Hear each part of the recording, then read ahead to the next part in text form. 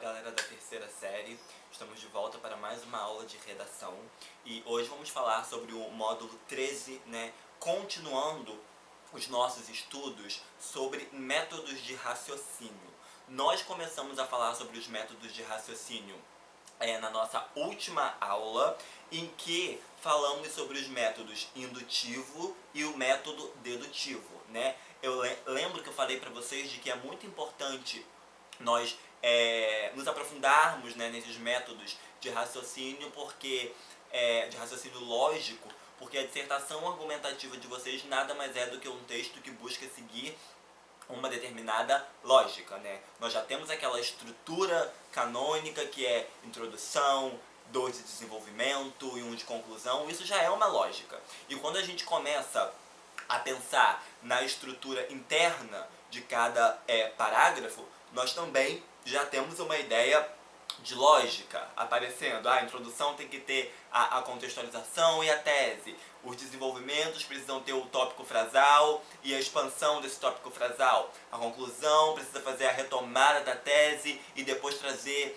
dependendo da prova que eu estou fazendo, uma proposta de intervenção. Então, tudo isso é lógica. Tudo isso faz parte de uma construção de um texto que precisa ser construído logicamente, através de um raciocínio lógico, ok? E como eu disse para vocês, o objetivo não precisa ser o extremo de convencer a pessoa que está lendo do seu argumento.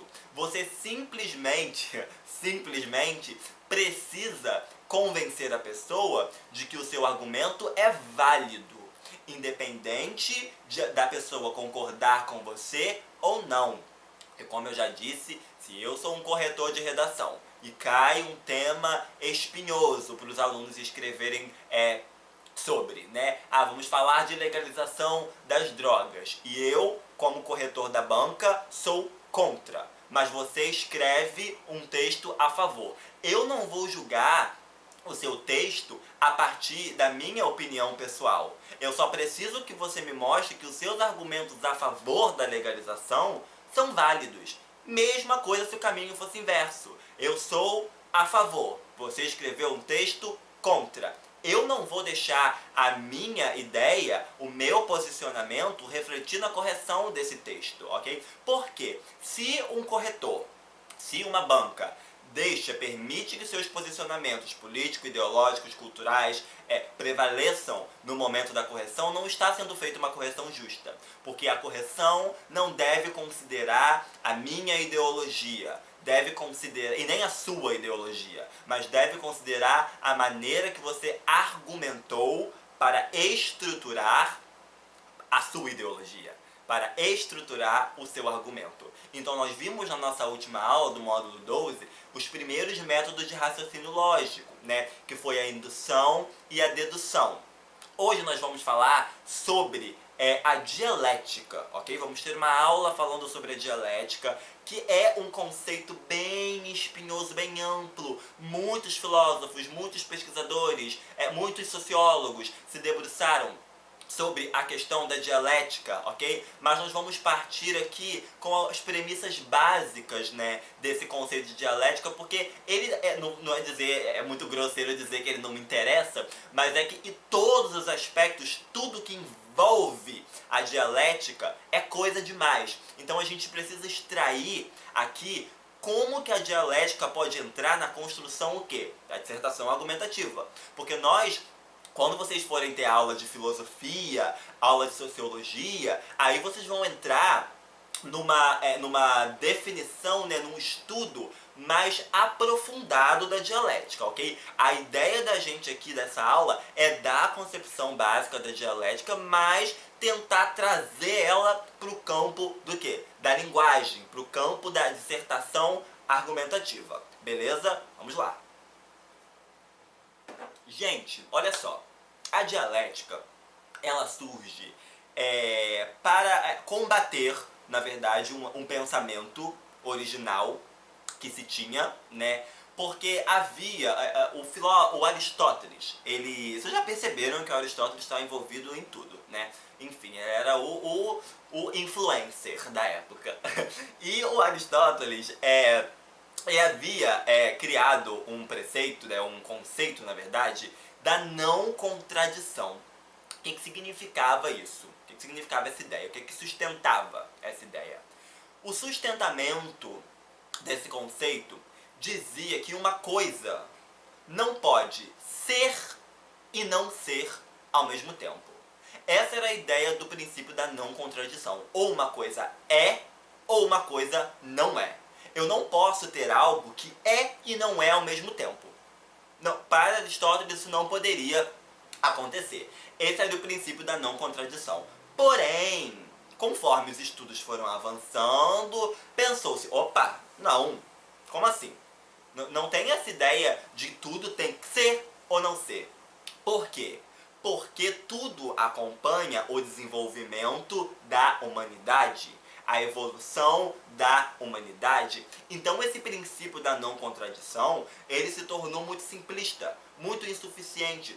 Principalmente se a gente pegar aí dois conceitos básicos e clássicos falando sobre a noção de logos e a noção de physis, né? Logos tem a ver com a linguagem e physis com tudo que está ligado à questão da natureza. Então, logos está intrínseco, está imbricado com a physis. Tudo que é relacionado à natureza termina atingindo o campo da linguagem. E se a natureza está em constante transformação, se na natureza nada é estático, tudo caminha dessa maneira e não de uma maneira reta, a linguagem também vai seguir, a linguagem, no caso a logos, também vai seguir essa ideia de que tudo está em constante mudança, de que tudo está em constante alteração.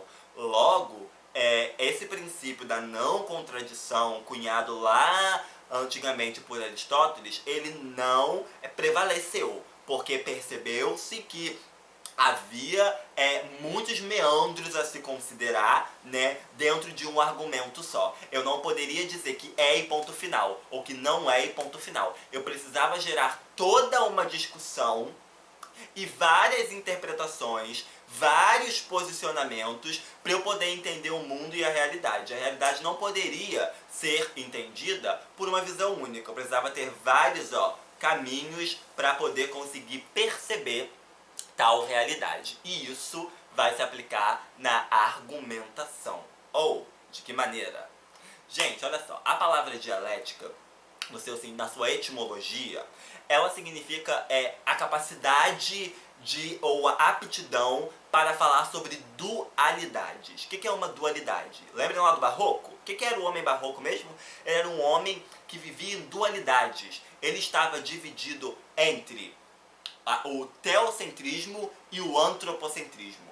Ele não sabia se vivia os preceitos da igreja ou os preceitos do mundo. Isso é dualidade. Então, dialética significa que você tem aptidão ou a capacidade de argumentar sobre temas que que se configuram como uma dualidade, que se configuram como temáticas contraditórias, ok? Então, quando nós estamos falando de dialética, nós estamos falando em contradição, em ideias que eventualmente vão se chocar, vão se contradizer. Mas há uma maneira de utilizar isto na argumentação. Vamos perceber como? Eu falei na aula passada para vocês que tanto a indução como a dedução possuíam três elementos básicos na sua construção. Aquela ideia de premissa inicial, premissa intermediária e conclusão, ou afirmação inicial, afirmação intermediária e conclusão. Bom, na dialética também há essas três principais premissas, ok? Só que elas se chamam de tese, antítese e síntese, ok? Tese, antítese e síntese. E como que cada uma dessas ideias, dessas afirmações funcionam? Bom, a tese, que vocês já conhecem, né, exaustivamente, espero eu, é o posicionamento, o argumento inicial. É a maneira inicial que você vai apresentar a sua argumentação e o seu posicionamento, certo? Agora, a antítese, ela é um argumento oposto à tese. Então, o que eu vou dizer na antítese vai ser a minha negação do que eu disse na tese. E a síntese vai tentar resolver o impasse. Porque se na antítese eu neguei o que eu disse na minha tese, eu tenho o quê? Eu tenho um impasse, eu tenho uma ideia contraditória. Então a síntese, ela precisa de uma maneira ou de outra resolver essa contradição, resolver essa dualidade que se estabeleceu aí, nesse jogo, né, nessa briga entre tese e antítese. Então, essas são as três características centrais da dialética. Tese, que é o argumento inicial, antítese, onde eu vou negar a minha tese, e a síntese é que eu vou resolver o conflito que ocorreu ali entre tese e antítese, ok? Nós podemos ter dois tipos de síntese quando estamos falando da dialética no texto argumentativo, ok? Entramos agora no texto argumentativo. Eu posso ter dois tipos de síntese. A estrutura de tese, antítese e se forem fazer uso da dialética, a estrutura da tese, antítese e síntese vai se manter sempre. Só que a síntese, ela pode aparecer de duas maneiras. Se a síntese é o que vai resolver o conflito, é o que vai resolver a contradição, eu posso resolver esse conflito de duas maneiras. Nós podemos ter a síntese chamada de síntese conciliadora e a síntese reafirmadora, ok? Vamos começar com a síntese conciliadora. Gente, conciliar significa o quê? Significa você fazer partes que estão em alguma espécie de desacordo concordarem em alguma coisa, né? Conciliar, mediar, não sei se vocês já ouviram falar em mediação, né? Mediação, que é um processo jurídico onde não há um envolvimento de tribunal, não há um envolvimento de um juiz de tribunal, há uma ideia de mediação. As partes, tanto a acusação como a defesa, vão para uma grande reunião e tentam ali alcançar um entendimento para não ter que chegar aí para o julgamento. Elas tentam se resolver na mediação para evitar ir para os tribunais. Então, mediar, conciliar, significa discutir para tentar chegar ali num acordo, mesmo que as ideias sejam opostas. Essa é a ideia central da síntese conciliadora, ok? É você fazer tese e antítese de alguma maneira se complementarem, mesmo que elas estabeleçam uma contradição, ok? Então, eu vou extrair das duas as vantagens. Por mais que elas sejam contraditórias, a minha tese e a minha antítese, eu vou extrair das duas as vantagens e jogar fora as desvantagens para ficar com o melhor, ok? Vamos ver um exemplo de síntese conciliadora que eu separei para vocês. Era um texto, era uma proposta sobre tecnologia nuclear. Eu vou ler o parágrafo primeiro e depois nós vamos identificar a tese, a antítese e a síntese, ok? Estamos falando aqui da síntese conciliadora, ou seja, daquela que vai buscar resolver o conflito entre tese e antítese, fazendo que os dois de alguma maneira concordem entre si. Vamos ver como. Primeiro parágrafo, ok? Era um tema sobre tecnologia nuclear. O maior benefício advindo do domínio da tecnologia nuclear é quase óbvio. Trata-se de uma fonte inesgotável de energia, extremamente importante em um mundo cada vez mais dependente de petróleo, um recurso natural finito. Por outro lado, é sabido que, por diversas vezes, esta mesma tecnologia foi utilizada para a construção de armas de destruição em massa, uma ameaça à própria humanidade. Na verdade, pode-se inferir que a discussão não deve residir sobre o desenvolvimento da tecnologia nuclear em si, mas sobre a responsabilidade de cada Estado em sua utilização. Vamos entender o que esse candidato fez aqui. A tese dele é a seguinte: a tecnologia nuclear é benéfica se utilizada como fonte alternativa de energia. Então, peraí, eu dei um ponto positivo. Sou aqui a favor da tecnologia nuclear, porque ela pode ser utilizada como o quê? Como uma fonte de alternativa de energia. Então, na minha tese, eu sou aparentemente a favor da tecnologia nuclear. Mas agora entra a minha antítese, que diz o seguinte: por outro lado, e esse conectivo é clássico para fazer antítese. Por outro lado, porém, entretanto, contudo, são conectivos de adversidade que nós utilizamos para trazer essa ideia de antítese. Então, olha só. Por outro lado, pode-se trazer prejuízos imensuráveis se utilizada para fins bélicos. Então, peraí. Eu posso usar a tecnologia nuclear como uma fonte inesgotável de energia. Show! Mas eu também posso usar para desenvolver armas nucleares que ameaçam a própria humanidade. Não legal, não tão legal assim, né? Então, o que eu vou fazer nesse conflito? Como que eu vou resolver esse impasse que eu criei entre tese e antítese? Seguinte maneira, olha a síntese. Não é o desenvolvimento da tecnologia nuclear que deve ser o objeto da discussão, mas o uso de que cada país vai fazer dela. Então, como que eu conciliei tese e antítese? Eu deixei evidente que as duas estão corretas, tanto a minha tese quanto a minha antítese têm fundamento. E o que deve ser discutido aqui não é se a tecnologia nuclear vai ser desenvolvida ou não. Eu joguei a responsabilidade para os estados. Vai depender dos estados. Elas podem ser usadas para o bem ou para o mal. Tudo depende do estado, do país, do que cada país vai fazer dela. Essa é uma ideia de síntese conciliadora. Eu conciliei a minha tese com a minha antítese. As duas, no fim da história, se provaram verdadeiras. As duas se provaram úteis para a minha argumentação. E parece, quando a gente lê só a tese e a antítese, tem-se a impressão de que a gente ficou em cima do muro. Mas não é essa a ideia, ok? Não é a ideia da dialética e de usar tese e antítese numa redação não é ficar em cima do muro. Vocês percebam aí que na síntese o candidato não ficou em cima do muro. Porque numa dissertação argumentativa não se pode ficar em cima do muro, senão você não argumentou. Se eu digo, pode ser isso, mas pode ser aquilo. Isso não é argumentar, isso é você ficar em cima do muro. Aqui ele diz que pode ser isso, pode ser aquilo, mas no final ele traz uma ideia que prova que essas duas hipóteses estão certas, ok? Essa é a ideia da síntese conciliadora, tudo bem? É trazer aí um entendimento entre a tese e a antítese. Diferentemente da síntese reafirmadora.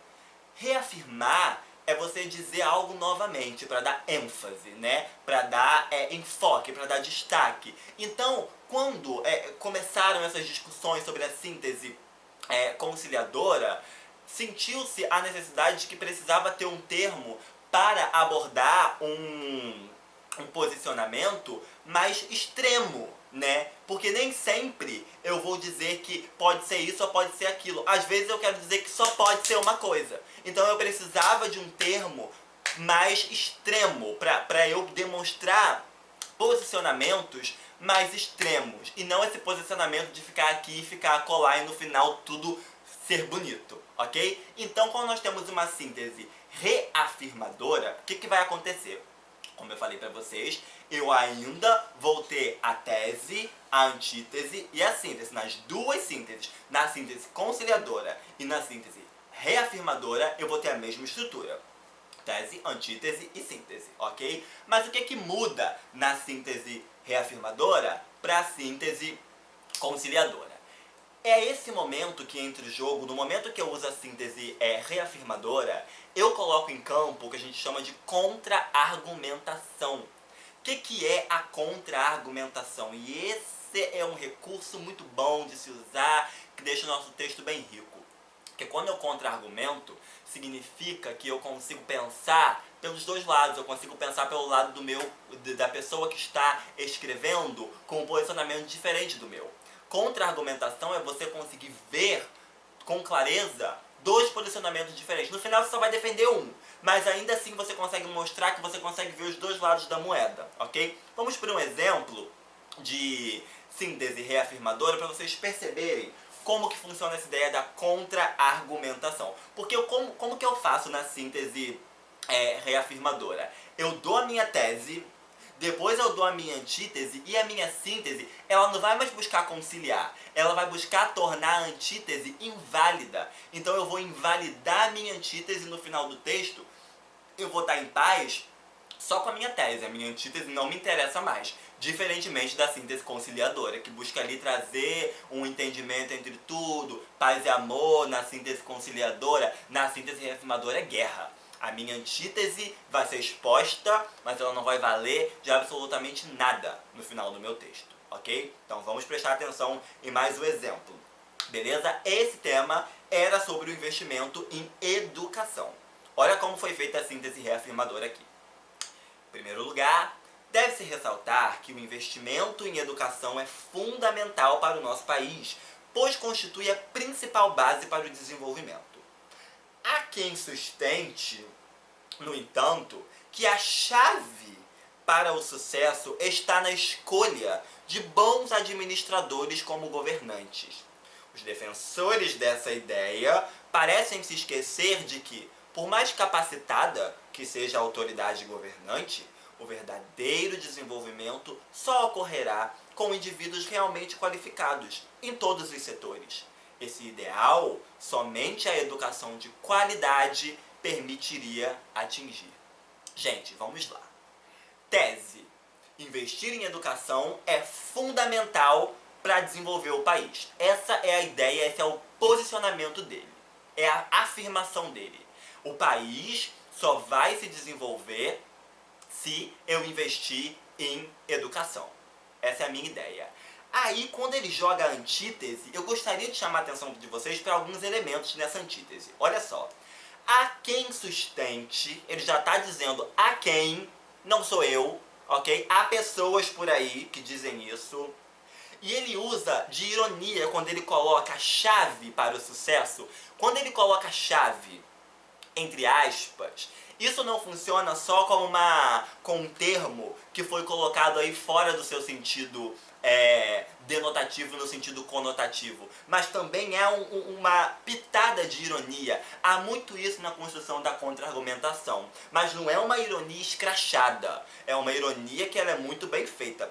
Então quando ele diz: há quem sustente, chave para o sucesso, os defensores dessa ideia, há aí uma ideia irônica que já mostra que ele está, de certa maneira, ridicularizando quem pensa desse jeito, né? Só que ele faz de uma maneira muito bem construída. Então a antítese dele é essa. Primeiro ele disse que investir em educação é fundamental para desenvolver o país. Essa é a tese. Aí a antítese ele diz: não é a educação, mas a escolha de autoridades competentes que torna possível o salto desenvolvimentista. Então, peraí, ele se contradisse.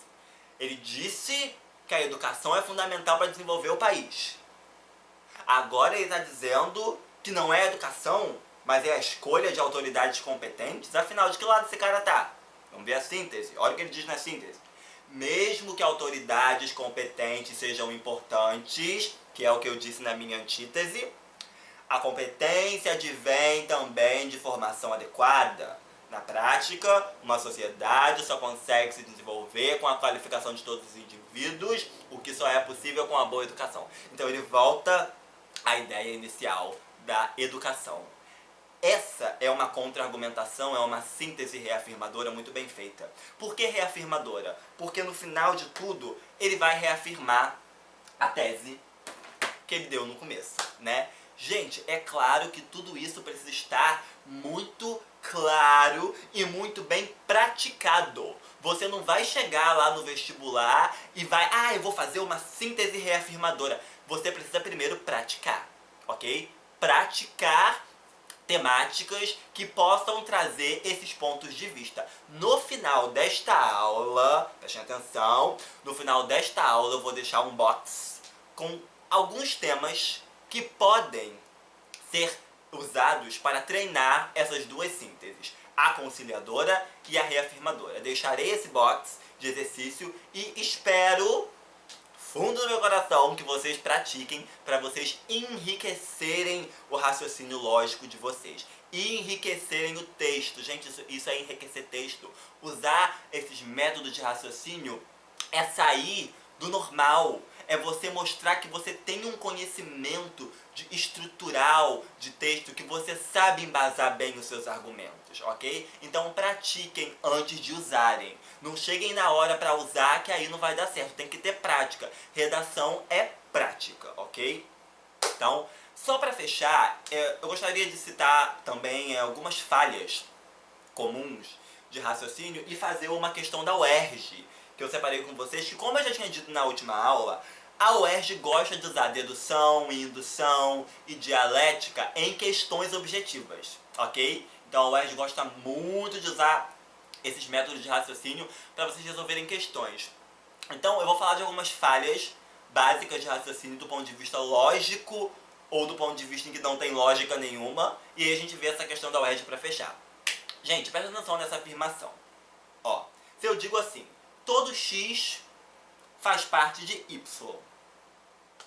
Se y faz parte de z, logo x faz parte de z. Vou repetir. Todo x faz parte de y, certo? Todo x faz parte de y. Se y faz parte de z, logo x faz parte de z. Vamos traduzir essa fórmula e mostrar por que tem um erro de raciocínio aí.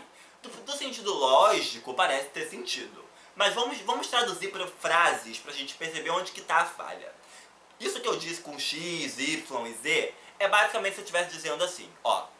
Se há sol em todas as partes do dia, e se a noite é uma das partes do dia, de noite vai ter sol. Isso tem lógica? Pode ser que tenha, mas não tem verdade, entendeu? Não há verdade nessas afirmações, porque nós sabemos que de noite não tem sol. Então, por mais que o argumento possa parecer lógico, às vezes ele não tem sentido. Porque por causa do conhecimento de mundo. Se você é uma pessoa que acabou de chegar no planeta Terra, não sabe de nada, e eu disser essas construções para você, você pode dizer, ok, você está completamente certo. Porque você não tem conhecimento de mundo. Então aquilo fez sentido para você, porque logicamente faz sentido. Se há sol em todas as partes do dia, e se de noite é uma parte do dia, de noite tem que ter sol. Só que não é lógico por causa do nosso conhecimento de mundo, ok? Esse é um exemplo de falha de raciocínio. É quando tem lógica, mas não se aplica no mundo real. Agora também nós podemos ter os argumentos que não possuem lógica, ok? E são chamados de sofismas. Guardem esse nome, sofisma. É um argumento que busca enganar, é um argumento que busca trazer uma visão inadequada sobre uma certa afirmação. Por exemplo, vou dar o exemplo clássico do escocês, ok? Vamos lá. Todo verdadeiro escocês gosta de uísque. Meu pai é escocês e não gosta de uísque. Logo, meu pai não é um verdadeiro escocês. Não tem lógica isso, gente. Porque primeiro, quando eu digo que todo verdadeiro escocês gosta de uísque, eu já estou tirando a minha lógica. Não é possível que não haja uma pessoa na Escócia que não goste de uísque. Como é que toda uma população vai gostar de uísque ao mesmo tempo? É a mesma coisa de dizer que todo brasileiro gosta de cachaça. Entendeu? É um argumento que não tem lógica. O argumento do sol durante a noite tem lógica, mas não tem fundamento na verdade. Este argumento não tem sequer lógica. Porque não é possível um país com uma população grande todos gostarem da mesma coisa. Isso é impossível. Então não tem lógica, é um sofisma. Ok? O sofisma é quando não há lógica na argumentação. Beleza? Então, a questão que eu separei para vocês da UERJ, que vai aparecer aí, traz essa ideia de um sofisma, ok? E eu gostaria que vocês, vou ler a questão e vou deixar um tempinho para vocês tentarem fazer e depois a gente volta, vou ler a questão, vou deixar um espaço no vídeo para vocês lerem e tentarem fazer e aí a gente volta para ver se vocês marcaram a resposta certa, ok? Vamos ler a questão primeiro, olha só. As falácias, essa parte inicial não é da questão não, tá? Ainda é um trechinho que eu peguei da apostila. Ó, as falácias construídas com a intenção de enganar são chamadas de sofismas. Uma interessante questão apareceu no exame de qualificação da UERJ há alguns anos, tratando exatamente deste tópico. Aí vem a questão. A televisão não transmite regularmente cenas de violência... Ó, comecei com a pronúncia errada, vamos começar de novo. A televisão não transmite regularmente cenas de violência nos telejornais, nos filmes e até nos desenhos animados? Pois então, a nossa sociedade é muito violenta. E como que fica demonstrado, a causa de violência é a televisão. Logo, deve-se simplesmente censurar as cenas de violência de todos os programas de televisão. O argumento apresentado no trecho é um sofisma. Podemos caracterizar esse sofisma como o quê? Círculo vicioso, um desvio de assunto, um silogismo não válido ou uma confusão entre causas e efeitos. Vamos esperar vocês pensarem aí. Já volto.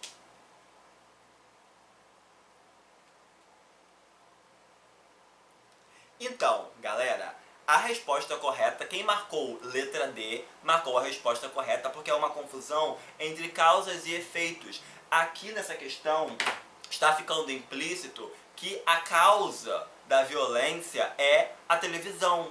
E que a violência, a sociedade só se tornaria menos violenta se censurássemos todos os conteúdos de violência da televisão.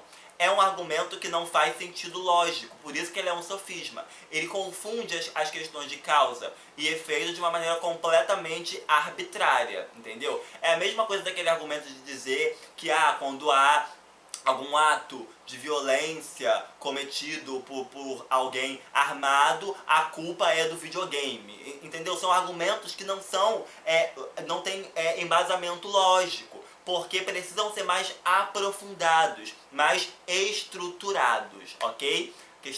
A resposta correta então é a letra D, beleza? Eu espero que tenha ficado claro para vocês a diferença, o que é dialética primeiro, e a diferença entre síntese conciliadora e síntese reafirmadora. Como eu falei agora no final, eu vou deixar aí algumas ideias de temas para vocês tentarem desenvolver parágrafos, tentarem desenvolver argumentações, sejam elas conciliadoras ou reafirmadoras, ok?